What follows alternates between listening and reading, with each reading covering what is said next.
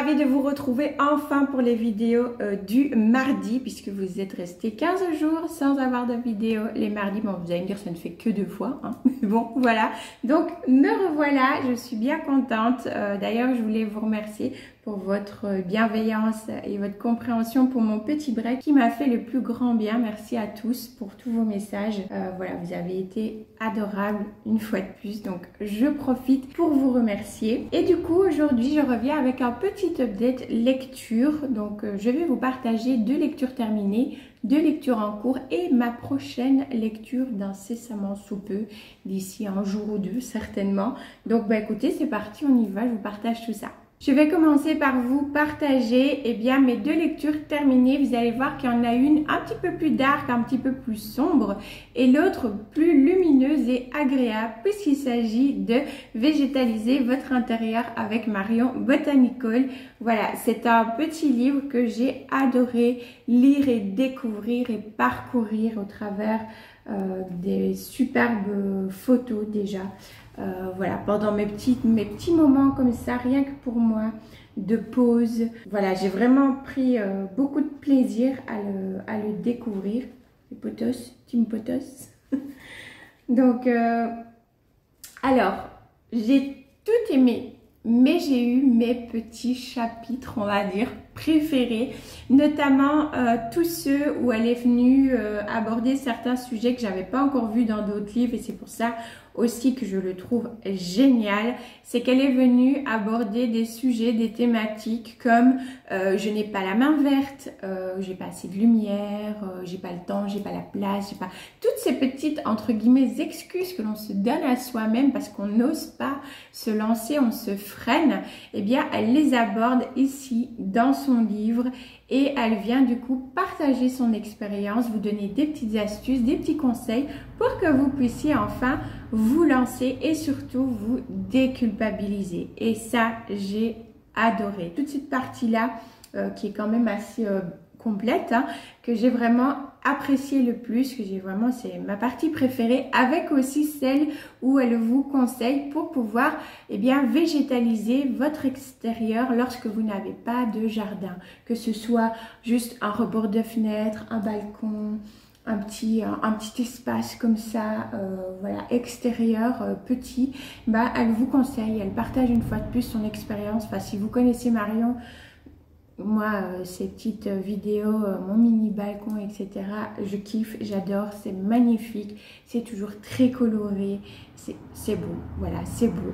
Et voilà, elle partage son expérience et elle vous donne ses petits conseils. Après, il y a énormément de choses à l'intérieur. Vous allez avoir aussi tout ce qui est conseils plantes plus classiques, donc l'arrosage, la luminosité, mais qu'elle aborde d'une autre manière aussi, je trouve, par rapport à d'autres livres que j'ai ici à la maison. Elle va vraiment dans la profondeur un petit peu des choses, elle vous apporte un petit plus comme ça, que moi j'ai beaucoup apprécié.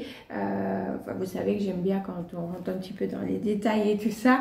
Voilà, Marion le fait très bien ici et les conseils qu'elle donne sont vraiment top. Vous avez aussi le coin un petit peu l'hôpital des plantes pour essayer de savoir ce qui se passe lorsque vous avez des feuilles qui jaunissent, qui sèchent, qui ont des taches. Elle vient aborder tout ça et elle vous présente aussi ses plantes préférées pour débuter. Je ne vais pas vous les citer parce que le but justement c'est pas de vous spoiler, surtout si vous ne l'avez pas encore lu, mais voilà, elle aborde tout ça d'une manière vraiment en profondeur, mais en même temps très simple, facile à comprendre. Vous avez toujours des petites bulles aussi et des petits encadrés comme ça, avec des astuces, des petits conseils, des petites choses à noter, des petites choses à faire attention. Et c'est juste, c'est top. Voilà, vraiment, si vous débutez dans les plantes d'intérieur, que vous recherchez des livres avec de super conseils faciles à comprendre qui peuvent répondre à toutes sortes de thématiques comme ça et aussi d'entretien des plantes avec de très bons conseils. Voilà, moi je ne peux que vous recommander le livre de Marion qui est vraiment, vraiment top. Voilà. Et le second, donc, on va être sur un petit peu plus dark puisqu'il s'agit de La Maison des damnés de Richard Matheson que j'ai beaucoup apprécié. Alors pour vous faire le résumé, on va suivre plusieurs personnes, donc le docteur Barrett et sa femme qui va l'accompagner dans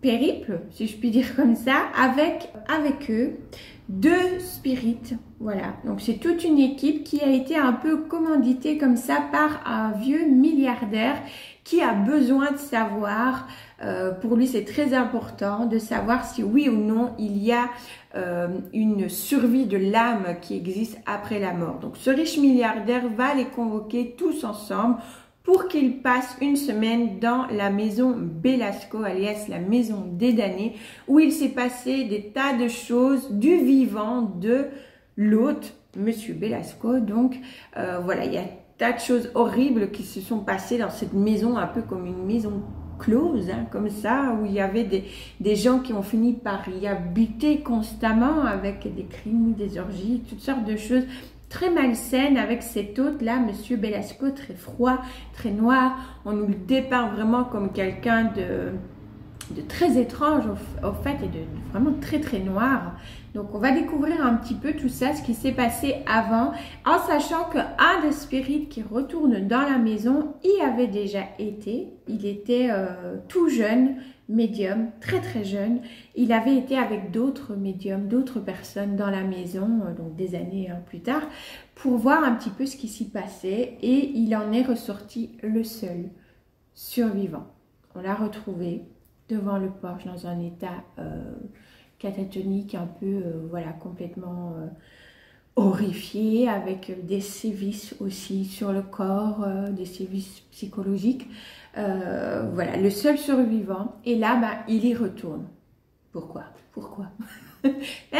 il y retourne, voilà, avec le docteur Barrett, peut-être l'attrait de l'argent, de pouvoir avoir une autre vie, parce qu'évidemment, le vieillard en question leur a promis une belle somme, hein, n'est-ce pas? Et dans cette maison, donc voilà, on suit, c'est vraiment sur une semaine, on va suivre l'évolution des choses, on va nous expliquer des faits étranges, il va y avoir des séances de spirites qui vont être organisées pour tenter de rentrer en contact avec ces choses, ces âmes peut-être à l'intérieur. Mais bien évidemment, le parapsychologue Dr Barrett, lui, a une toute autre explication. Il a travaillé toute sa vie pour pouvoir démontrer eh bien, que tout se passe par nous. Nous avons une espèce d'énergie qui se dégage de notre corps et qui peut provoquer plein de choses. En somme, hein, pour schématiser, il n'y a pas que ça. Mais c'est ça que j'ai adoré dans ce livre, c'est qu'on a vraiment ces 2 univers, la science et le paranormal, qui vont s'entrechoquer comme ça tout le long du livre et qui vont nous foutre le doute à chaque fois. Et c'est juste génial. Alors c'est un langage très vulgarisé, c'est très cru, c'est très brut. Il y a des scènes à l'intérieur qui sont très détaillées. Voilà, c'est pas à mettre, je trouve, entre 2 jeux de main. Vous vous doutez bien que c'est pas tout rose, tout rose. Mais vraiment, j'ai beaucoup apprécié ce roman. Donc voilà pour mes 2 livres terminés. Mes lectures en cours, j'en ai 2. Alors j'ai Le Chuchoteur de Donato Carisi, alors que je vous ai déjà présenté plein de fois, que j'avais pas su lire, que j'ai repris. Et là du coup, bah voilà, j'en suis aux 2 tiers, on va dire. Donc je pense qu'aujourd'hui je vais le terminer. Et déjà là, arrivé aux 2 tiers, j'aime vraiment beaucoup aussi.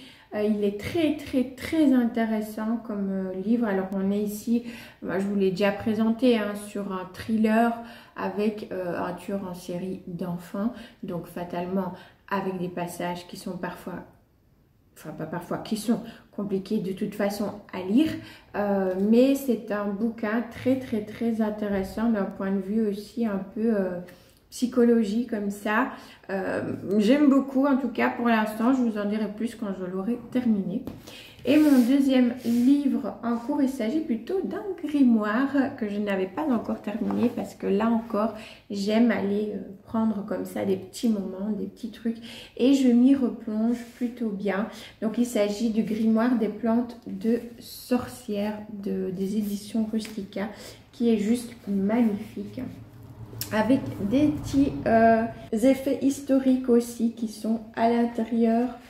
Vous avez aussi, voilà, par exemple, ici, vous avez une recette de gâteau aux avelines. Et donc ça, c'est pour quelle plante que je vous la montre? Le coudrier, de son nom ancien, qui au fait n'est nul autre que le noisetier. Voilà.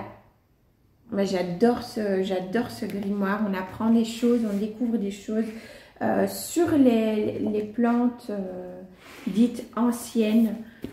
Là, on a l'herbe au sans goût, donc c'est l'armoise.